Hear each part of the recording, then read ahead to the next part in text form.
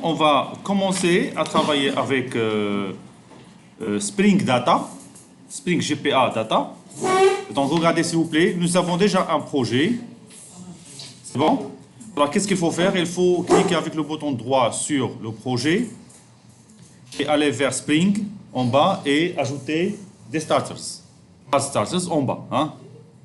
Voilà, il est en bas, comme ça. Spring Add Starters. On clique sur Add Starters. Bien.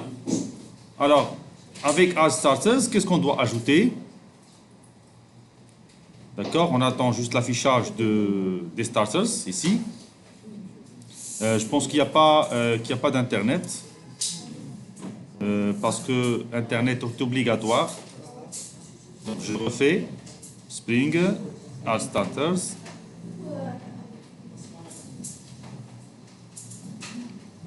S'il n'y a pas d'internet, on ne peut pas voir les starters. Donc on attend juste un petit moment. Voilà, comme vous remarquez, il n'y a pas d'internet. Alors je vais essayer de se connecter encore une fois.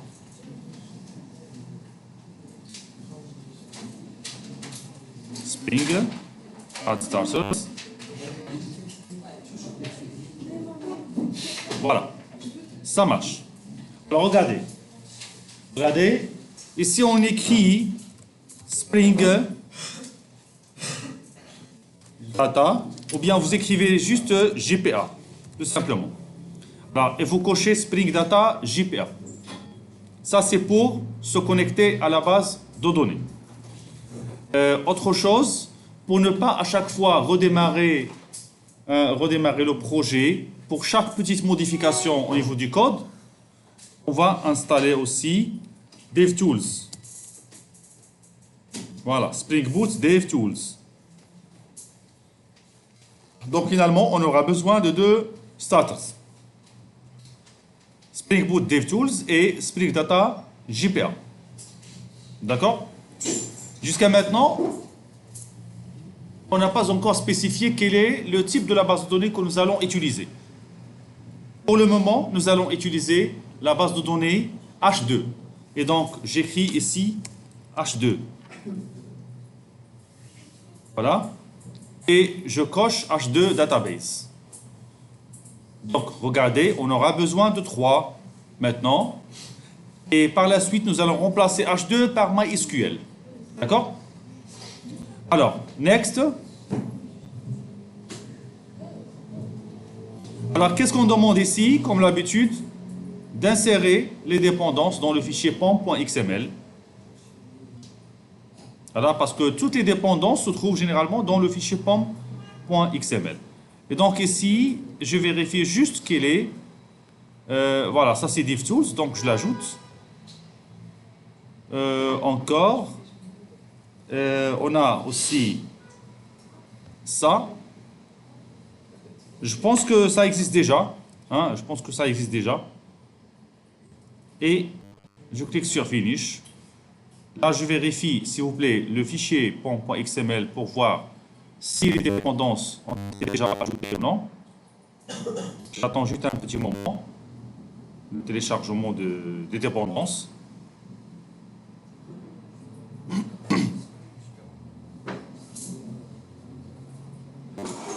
Alors voilà, donc vous voyez maintenant le fichier pom.xml et on vérifie si les dépendances ont été bien ajoutées ou non.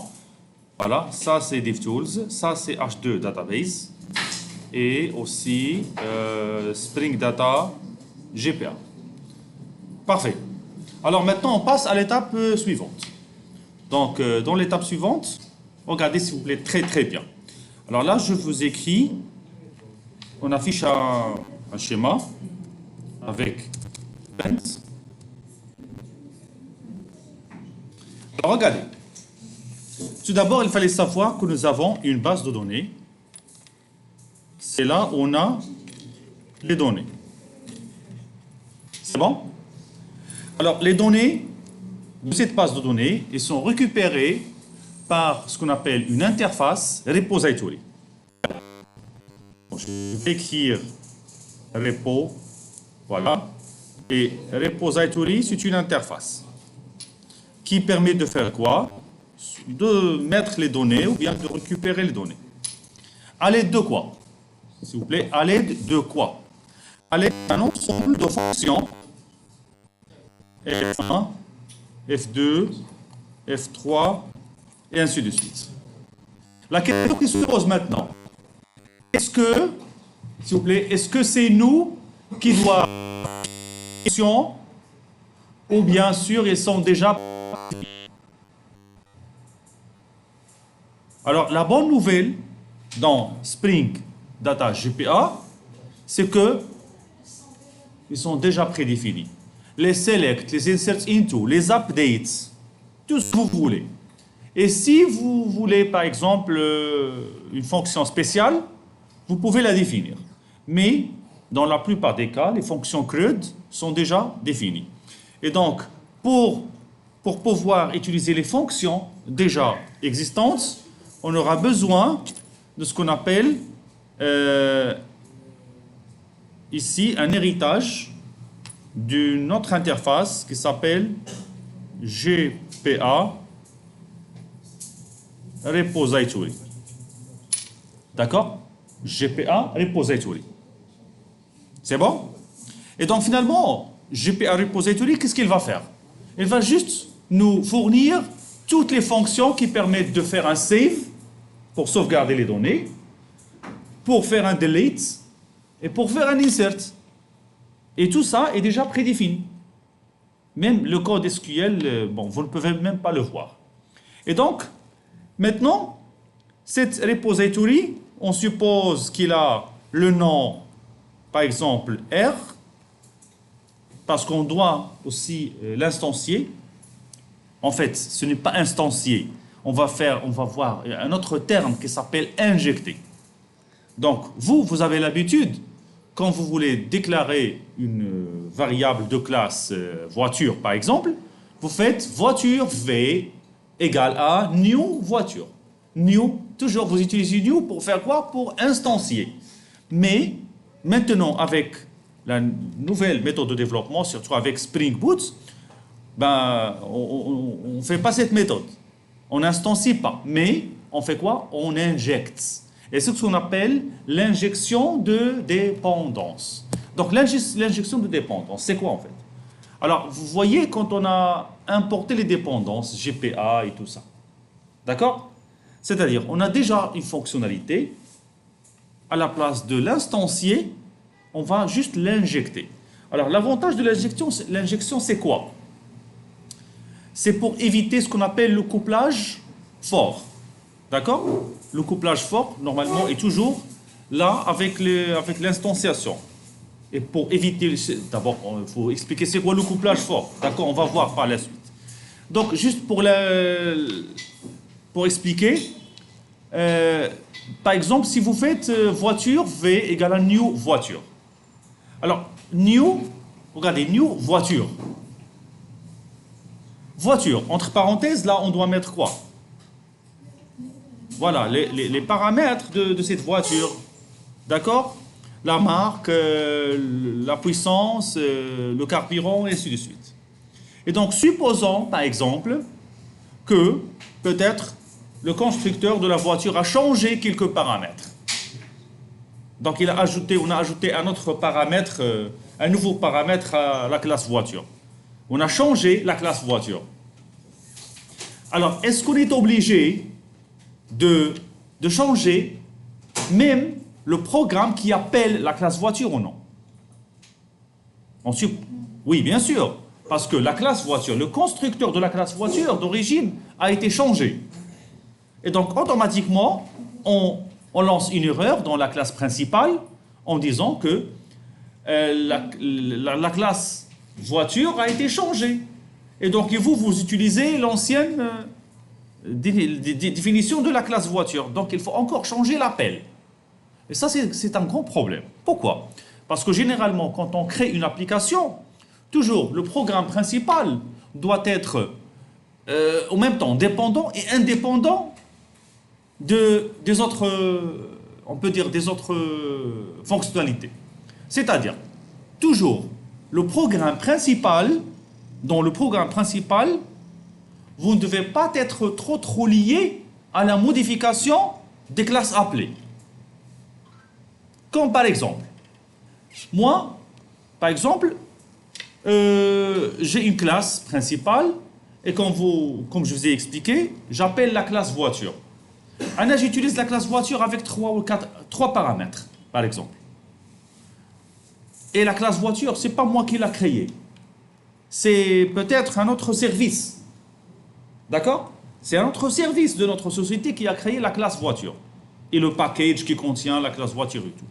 Donc, notre service, peut-être, il a changé ses règles de gestion.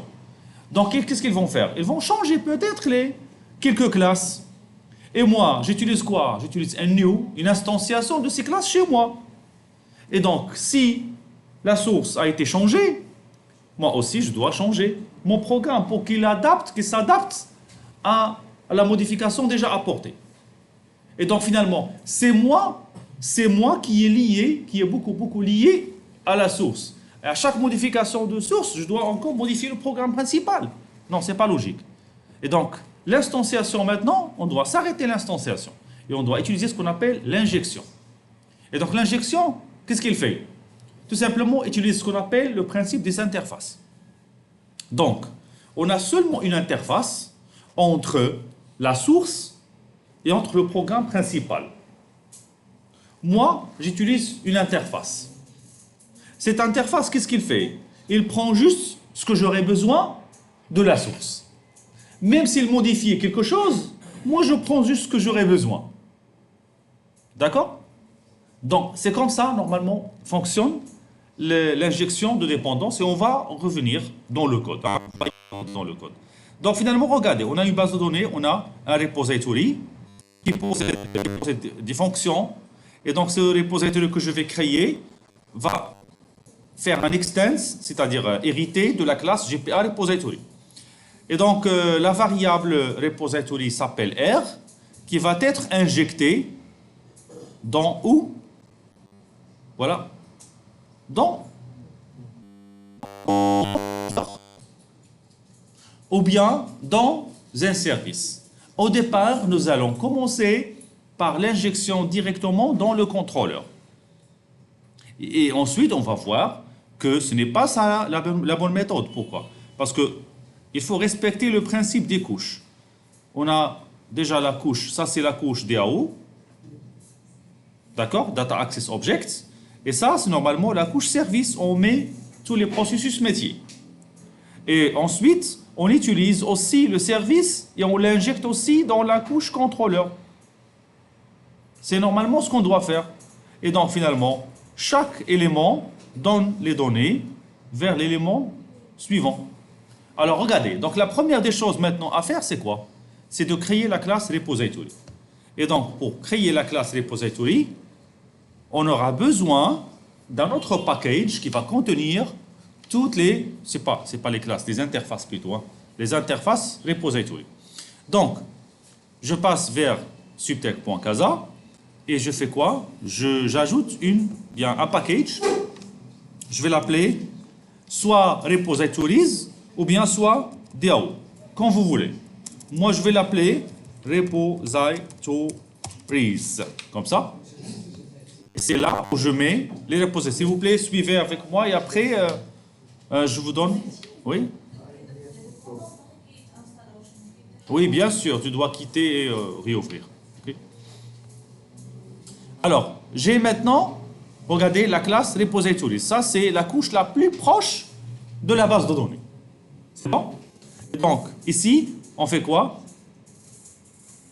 On appelle, ou on crée une interface. Cette interface, on va l'appeler, on a déjà student, c'est ça? Donc on l'appelle student, voilà, repository, comme ça. Regardez. Et je clique sur add. Hein.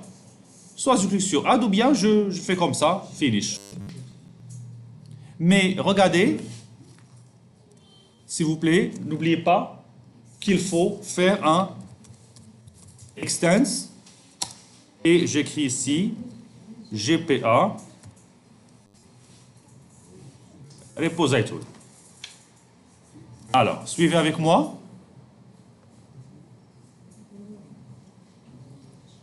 Alors, je vous laisse voir un petit peu ce code. Hein.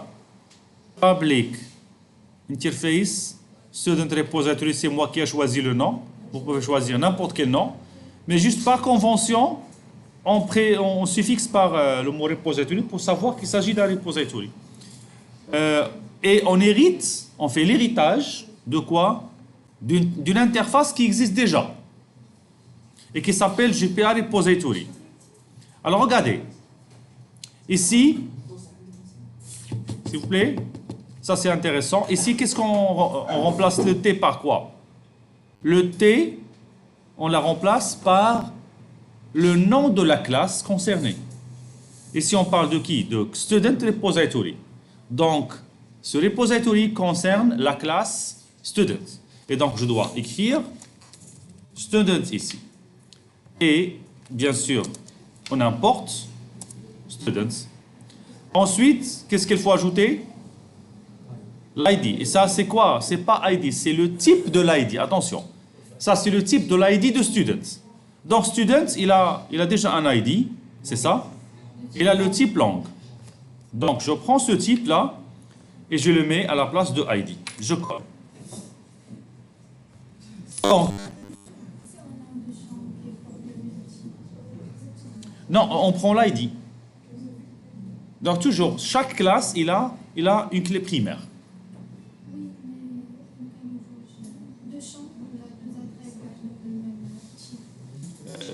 Même si je confirme les clés primaires.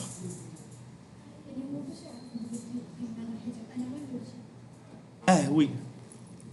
Bien, une bonne question. Qu'est-ce qu'il a dit? On a donné seulement le type. Et comment peut-on savoir où est la clé primaire? On n'a pas encore terminé. Alors, on va voir comment Spring Data va savoir où est la clé primaire. Donc, on va définir la clé primaire tout de suite. Donc, finalement, regardez, ça, c'est la dernière couche qui est la plus proche de la base de données. Qu'est-ce qu'il reste? S'il vous plaît, regardez. Là, jusqu'à maintenant, ça, c'est une classe qui ne signifie rien. Oui.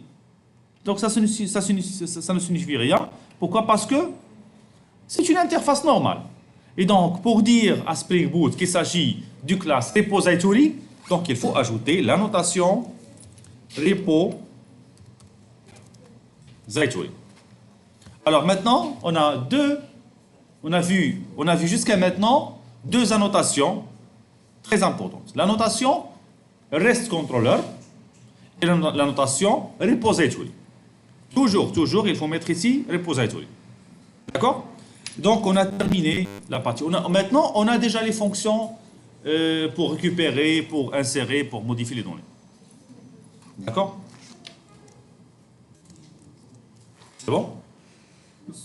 Oui? Non, on ne les voit pas. Ils sont cachés maintenant. Mais après, on va voir, quand on va injecter, on va voir les fonctions. D'accord? Alors, regardez, ça c'est la première étape. Hein? Regardez, s'il vous plaît. Ça c'est la première étape. La première, c'est de définir le repository.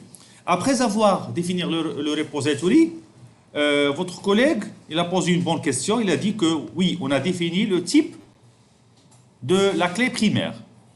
Mais supposons qu'on a deux champs dans la classe students qui ont le type langue. Comment découvrir la vraie clé primaire? Et donc là, je vous dis tout simplement, on doit aller vers students, comme ça. Et puisqu'on va travailler avec Spring Data, là, on va différencier entre deux types de classes. Il y a les classes persistantes et les classes non persistantes. Les classes persistantes, ce sont les classes qui contiennent des données qui vont être enregistrées ou bien récupérées de la base de données. C'est bon? Ça, ce sont les classes. Alors, comment je peux définir une classe persistante? Tout simplement, j'ai deux méthodes. Soit je définis avec la notation table, ou bien avec entity. Alors, entity, regardez, il vient d'où? Il vient du package jakarta.persistence. Alors ça, c'est pour Spring, la version actuelle de Spring. La version précédente, c'était pas Jakarta. Hein? C'était, je pense, Javax. Javax.persistence. Parfois, on change le nom des packages. Donc, j'utilise la notation entity pour dire que ça, c'est une classe persistante. Parce que si vous ne mettez pas ça, on aura une erreur. Alors, encore une autre chose importante. Il faut définir la clé. Là, dois mettre ici ID. Comme ça. Toujours à partir de Jakarta.persistance. Faites attention. Là, vous avez plusieurs ID. Hein? Non, il faut choisir Jakarta.persistance. Ça, c'est pour la classe. Et bien sûr, il y a d'autres annotations que nous allons voir avec le temps. Là, je pars par ce qui est beaucoup plus simple et beaucoup plus facile. On peut même choisir le type de génération de la clé. OK? Bien.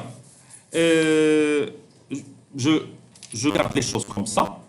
Maintenant, on a ajouté seulement entity et ID.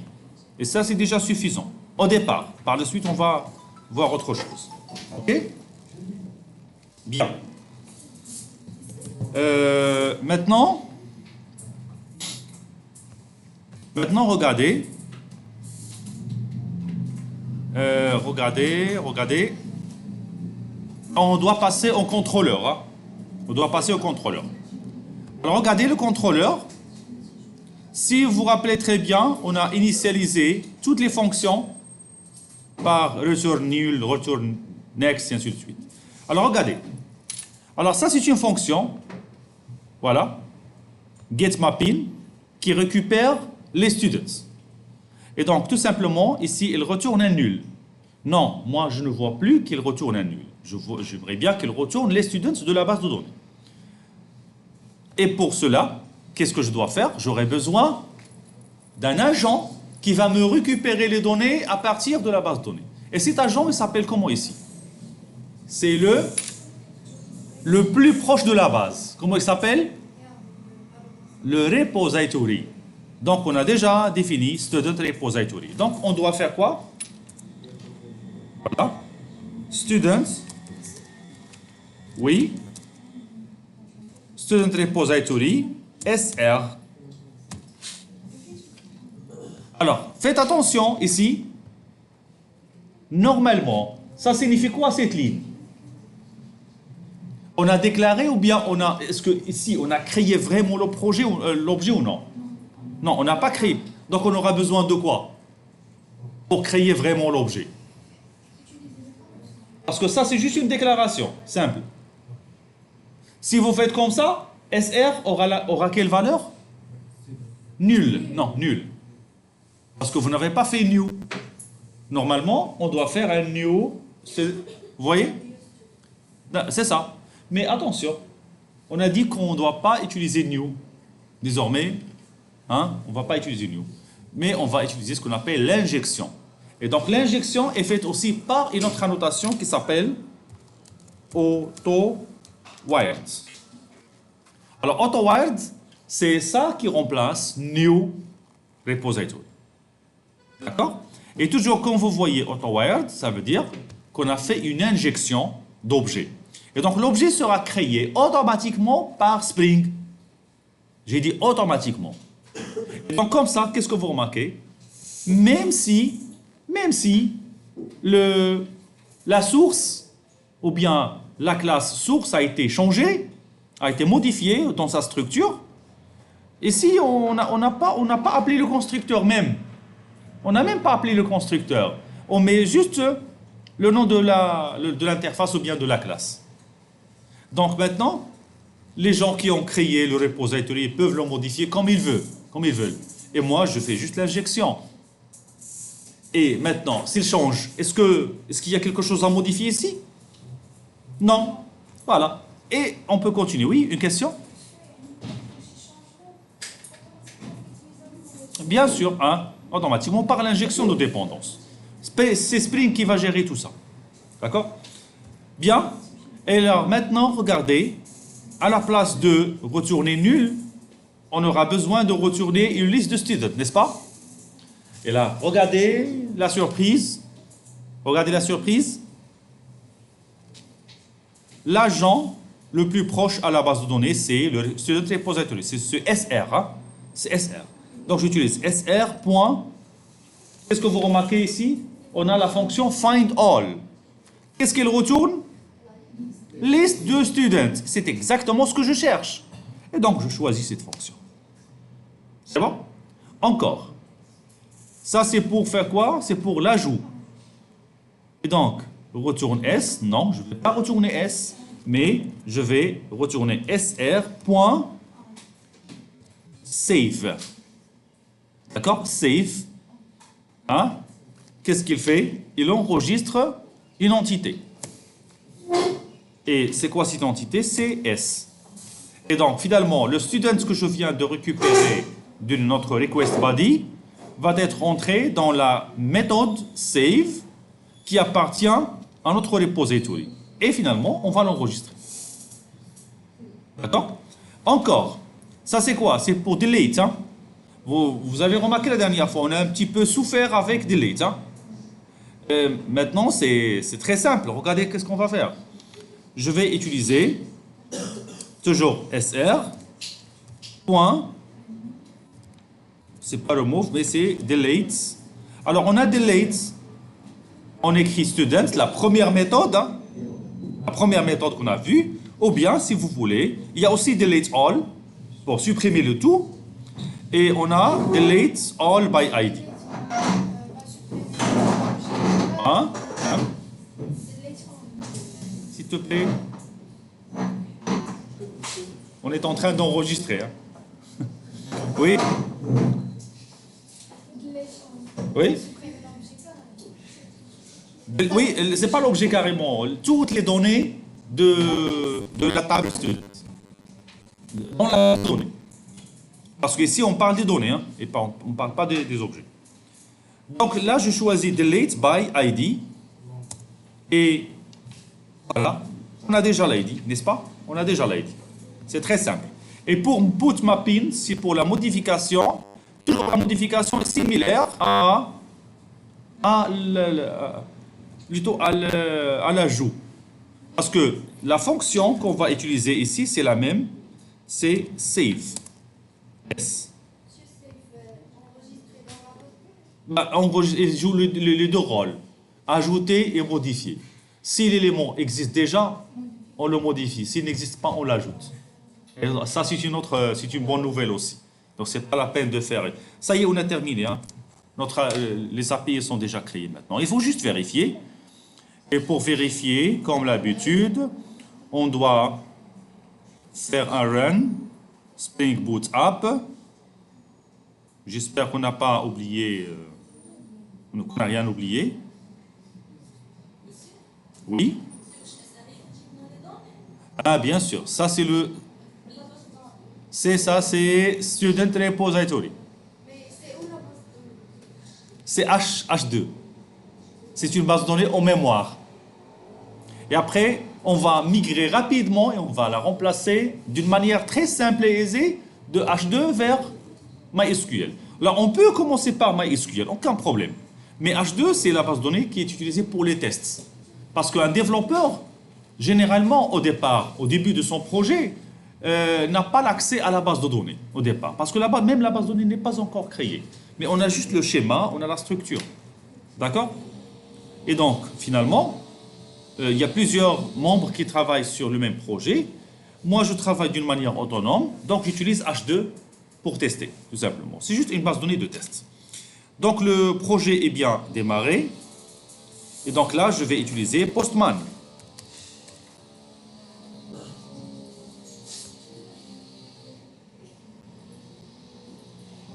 En fait, il n'y a pas seulement Postman, mais il y a aussi des extensions, comme par exemple celle-là.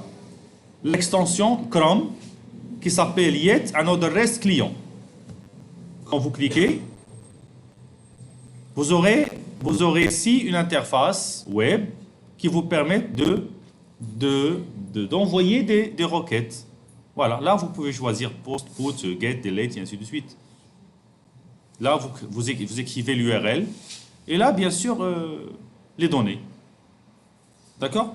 Mais sincèrement, moi, j'ai l'habitude de travailler directement avec Postman Et donc là, on a quoi ici? On a students. Regardez comment je peux travailler pour les tests. Alors, généralement, il y a plusieurs onglets ici. Ça, c'est l'onglet del pour faire un delete. Alors, je laisse ici un, par exemple, pour delete. Ça, c'est pour get. Je mets get, mais je dois mettre le même URL pour faire un get. Et je vérifie. Send. Ah, qu'est-ce qu'il a dit? 404, ça veut dire que... Ah, toujours, que signifie l'erreur 404? Oui, erreur, mais signifie quoi? Que la ressource n'est pas trouvée. Oui, donc avec la ressource n'est pas trouvée. Donc pourquoi? Parce que peut-être il y a un slash à la fin. Donc j'enlève le slash. Et voilà. Qu'est-ce qu'il a envoyé maintenant? Une liste vide. Oui, c'est normal. Donc on va essayer maintenant d'ajouter l'API qui permet de sauvegarder des données. Donc ça, ce sera post. D'accord? Et je passe vers body. Ça, c'est le request body, c'est ça. Je coche row et je choisis JSON. Alors, dans JSON, je commence à écrire, bien sûr, mon objet. N'oubliez pas les double quotes pour les noms des champs. J'ai un ID. Et donc, je mets, par exemple, 1. J'ai un nom. Et j'écris, par exemple, Mansouri. Et j'ai quoi? J'ai la note. Et je mets, par exemple, 14. Et je vérifie maintenant, est-ce que l'élément va être sauvegardé ou non? Oui, parfait. 200, OK. C'est ça? 200, OK. Ici. Et on peut récupérer. Voilà, ça marche. J'ajoute encore une nouvelle personne.